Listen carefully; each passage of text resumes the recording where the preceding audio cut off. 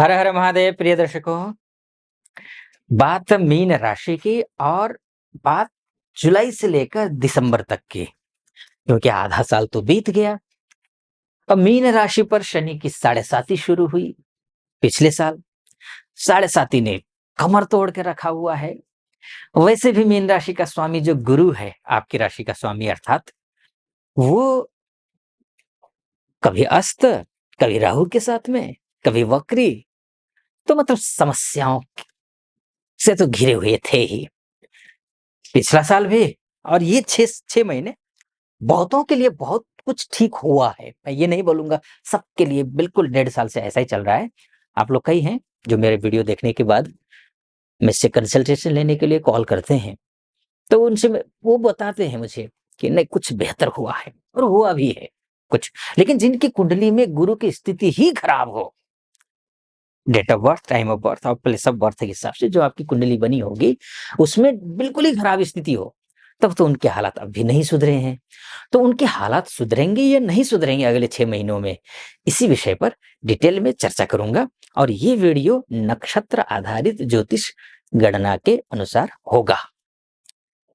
पूरा सुनिएगा, सटीक लगे तो चैनल को सब्सक्राइब, लाइक और कमेंट बॉक्स में जाकर के महादेव का भक्त हूं, हर हर महादेव लिख दीजिएगा 5 बार 11 बार। चलिए विषय पर आते हैं फिर से। अब होना क्या है, देखिए आपकी राशि के जो स्वामी हैं कौन है? गुरुदेव हैं।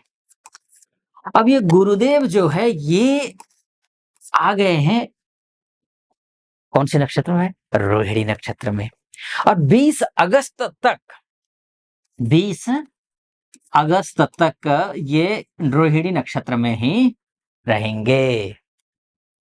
और रोहिणी नक्षत्र होता है चंद्रमा का, और आपकी राशि से चंद्रमा जो है वो पंचमेश है, अर्थात लग्नेश जब पंचमेश की राशि में राशि के नक्षत्र में आकर के बैठेगा तो क्या क्या शुभ फल होगा, तो आप ये समझ लीजिए।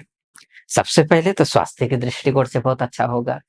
दूसरा, अगर आप विवाह नहीं हुआ है, विवाह की बातचीत चल रही है, आप वर या वधु की तलाश कर रहे हैं या कर रही हैं, तो फिर आपको शुभ समाचार मिलेगा। अगर आप पर्सनल लाइफ में एक दूसरे से जुड़े हुए हैं तो वहां भी आपको अच्छी खुशखबरी मिलेगी। एजुकेशन को लेकर के भी बहुत अच्छा है। ये जो सिचुएशन है, गुरु का रोहिणी नक्षत्र में जाकर के बैठना, एजुकेशन के लेकर के, आप चाहे आइलेट्स की तैयारी कर रहे हो, चाहे आप उच्च शिक्षा की तैयारी कर रहे हो या कर रही हैं, तो आपके लिए शुभ समाचार मिलेगा, अच्छा समाचार में बढ़िया डट कर मेहनत कीजिए, 100% आपको सफलता मिलेगी, ये भरोसे के साथ कह सकता हूं।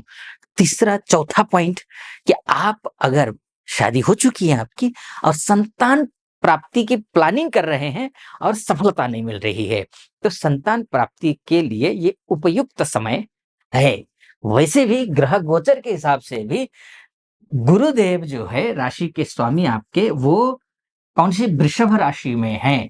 अब वृषभ राशि में है तो यानी कि यहां से सीधा भाग्य स्थान को देख रहे हैं, तो वो अच्छा ऑलरेडी है ही।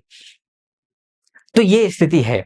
तो रोहिणी नक्षत्र में जाने से मन थोड़ा मजबूत होगा, कॉन्फिडेंस लेवल आपका बढ़ेगा, बड़ों का सम्मान मिलेगा, रुके हुए पैसे आएंगे, बिजनेस अच्छा चलेगा। आपका जिस अगर जॉब करते हैं आप, तो आपको अभी तक जिस काम का जो काम करने पर क्रेडिट नहीं मिल पा रहा था, उस काम में आपको अच्छा क्रेडिट मिलेगा। ठीक, सामाजिक पारिवारिक सम्मान बढ़ेगा। ये है एक। और बहुत पॉजिटिव हो जाएंगे आप, ये है। ये कब तक है? 20 अगस्त तक।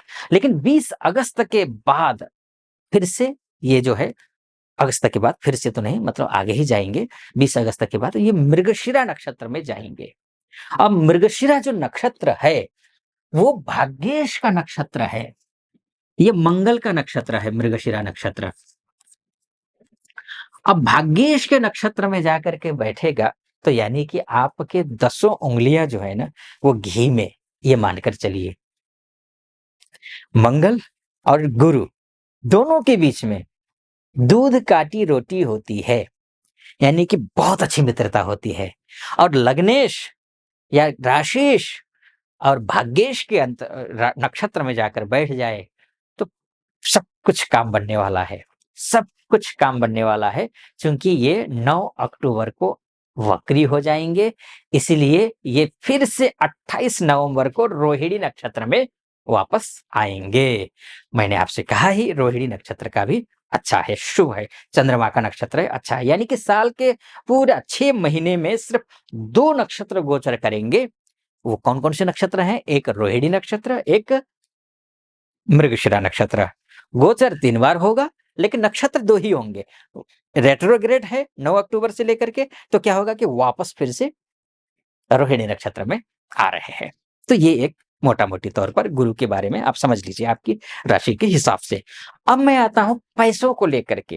भाई पैसे नहीं आ रहे हैं, तो पैसे कब से आएँगे?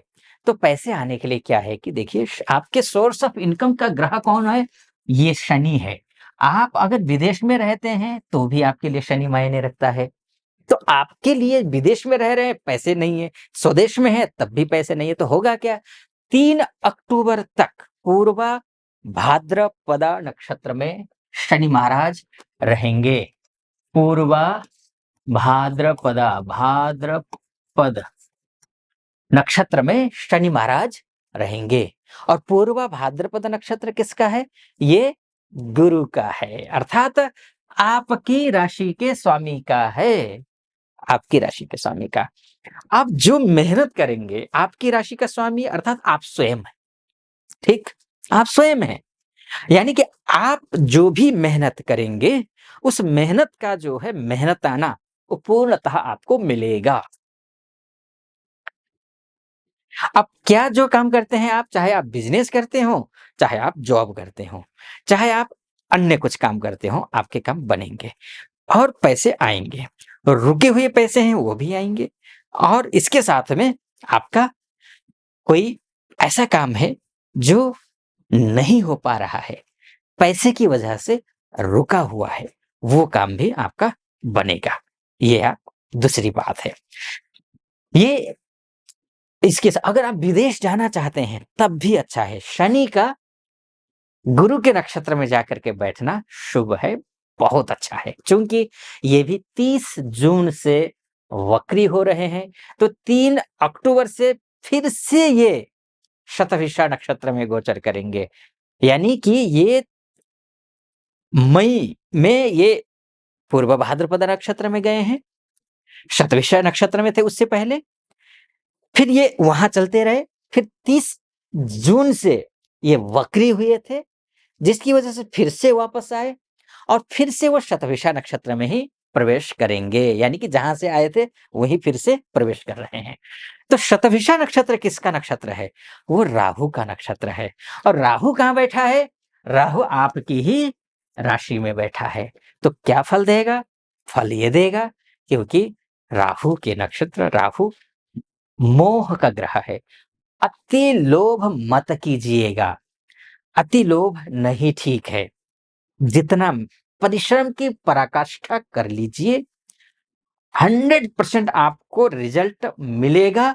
अगर आपकी कुंडली में शनि और गुरु की स्थिति ठीक हो तो, अन्यथा थोड़ा कम मिल सकता है, लेकिन निराशा नहीं होगी। इन 6 महीनों में ध्यान रखिएगा, पिछले 6 महीने थोड़े निराशाजनक किसी के लिए रहे हैं और पिछला 2023 तो वाक़ई में निराशाजनक था, लेकिन आगे के जो 6 महीने हैं, उतने ज़्यादा निराशाजनक नहीं हैं। ये नक्षत्र ज्योतिष के हिसाब से हुआ। फिर से मैं दोहराऊँगा, विदेश वालों के लिए भी विशेष लाभ है। शनि की पूजा अर्चना करना ना भूलें। गुरु जी के पूजा गुरु अर्थात देवगुरु बृहस्पति की उपासना करना कतई ना भूलें, यानी कि विष्णु जी की पूजा कीजिए।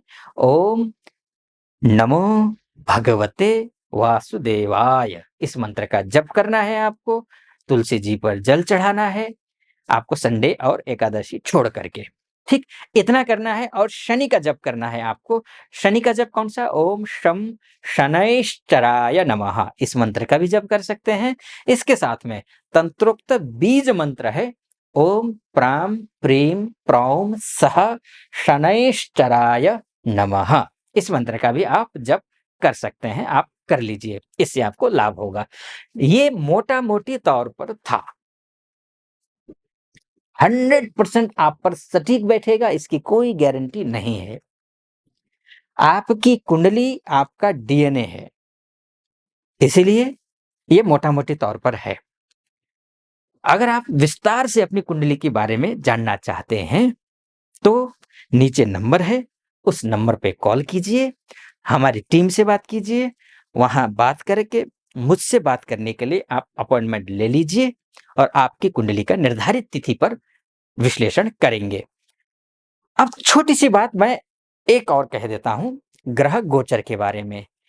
3 महत्वपूर्ण बदलाव हैं, वैसे तो ग्रह गोचर के बारे में मैंने विस्तार से मेरा एक और यूट्यूब चैनल है, उसमें मैंने बोला हुआ है।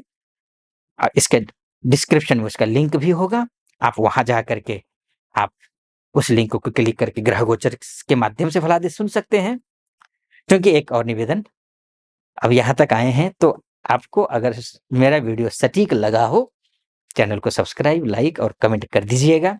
और फेसबुक में और इंस्टाग्राम में नया हूँ, आपके सहयोग की अपेक्षा है।